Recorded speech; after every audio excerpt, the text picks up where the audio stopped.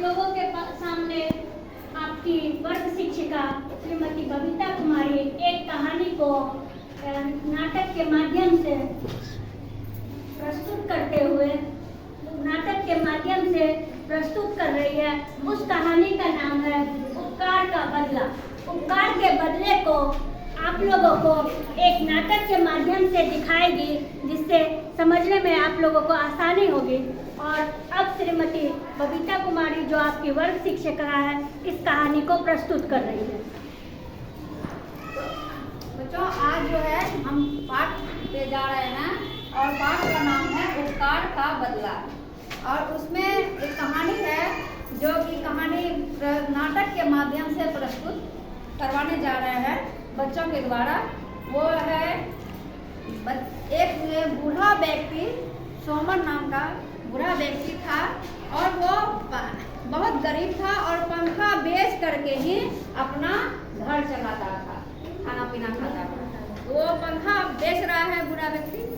पंखा ले लो पंखा, पंखा ले लो पंखा, पंखा ले लो पंखा।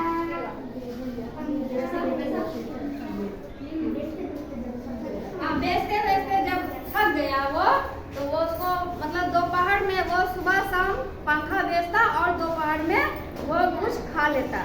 तो कुछ खाने के लिए वो बूढ़ा व्यक्ति गए हैं, पंखा बेचते बेचते वो थक गए हैं। जो भी मतलब उस पैसे से जो भी कुछ होता है उसे खरीद करके वो खाने लगता है। एक पेड़ के निकट वो बैठ जाता है और वो खाने लगता है।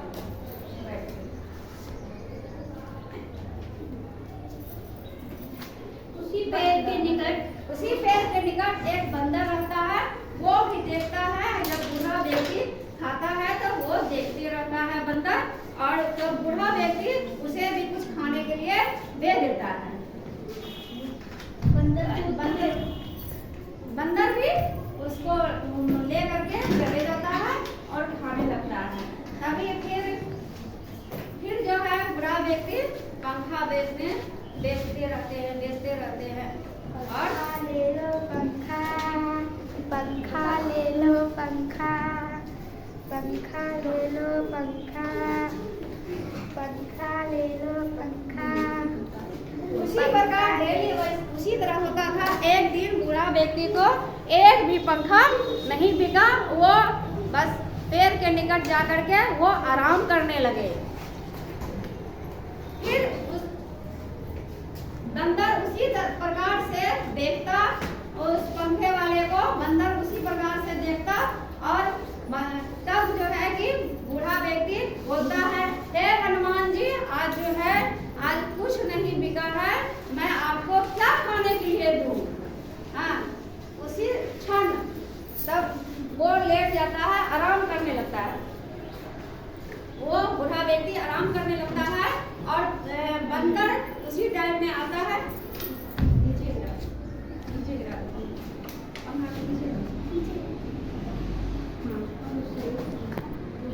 उससे दो पंखा ले करके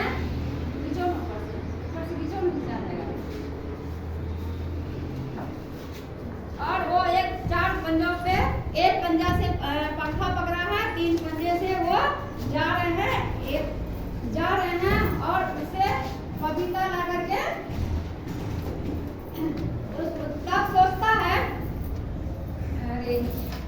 उसके बाद वो बंदर पंखे को किसी एक आदमी के घर, जिसके घर पपीते का बगान था, उसके घर में पंखे को फेंक देता है और उसके गाछ से आज पके हुए पपीते को लाकर उस बूढ़े पंखे बेचने वाले को दे देता है। जब बंदर ने उस पपीते को उस पंखे वाले के पास फेंका और तो वह उठ जाता है और देखता है उसके सामने पपीता है और उस पपीते को छीलकर खाने लगता है। बंदर को भी दे देता है और उसी से बचे हुए पपीते को वो बंदर को भी देता है। फिर वो पंखा बेचने लगता है। फिर वो पंखा बेचने चले जाता है। पंखा ले लो पंखा, पंखा ले लो पंखा, पंखा ले लो पंखा, पंखा ले लो देखते देखते पंखा। वह पंखे वाला उसी घर के सामने पहुंचता है जहां पे बंदर ने पंखे को फेंका था। तो उस व्यक्ति ने उस पंखे वाले को आवाज लगाया, वो पंखा वाले, ये दो पंखा तुम्हारा ही है? हाँ। उसे ये दो पंखा बंदर फेंक गए थे। हाँ, तो कहानी बताओ। तब पंखे वाले को समझ में आता है कि ये और तब देखता है कि बूढ़ा व्यक्ति, अरे इसके पैर पे जो है वो मतलब पपीता लगा हुआ है।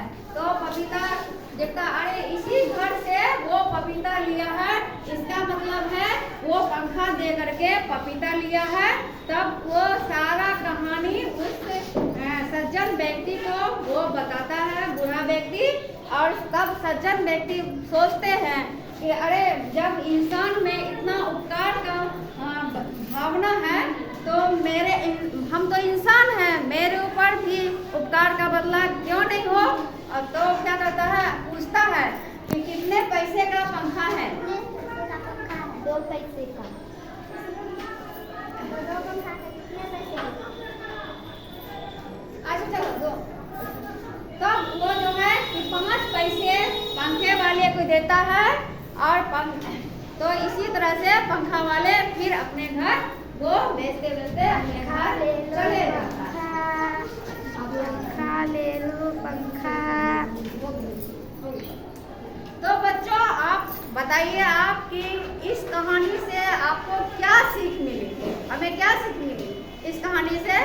उपकार का बदला, इस पाठ से हमें इस कहानी से क्या सीख मिली? कि हमें किसी न किसी के रूप में जब हम किसी को उपकार करते हैं तो हमें उपकार का बदला जरूर मिलता है। हमें ऐसा नहीं लगना चाहिए कि हम उसका उपकार क्यों करें, वो हमारा उपकार नहीं करता है तो हम उसका उपकार क्यों करें। नहीं, ऐसा नहीं सोचना चाहिए। हमें उपकार का बदला कहीं न कहीं, कभी न कभी, किसी रूप में हमें मिलता ही है। इस कहानी से यही सीख मिली। अच्छा बच्चों, अब आप लोग बताइए आपने क्या सीखा उस कहानी से? बताओ आपने क्या सीखा? हम किसी का भला करेंगे तो भी नहीं होगा। कि हम किसी का भला करेंगे तो उसका हमें फल जरूर मिलेगा। बहुत अच्छे, धन्यवाद।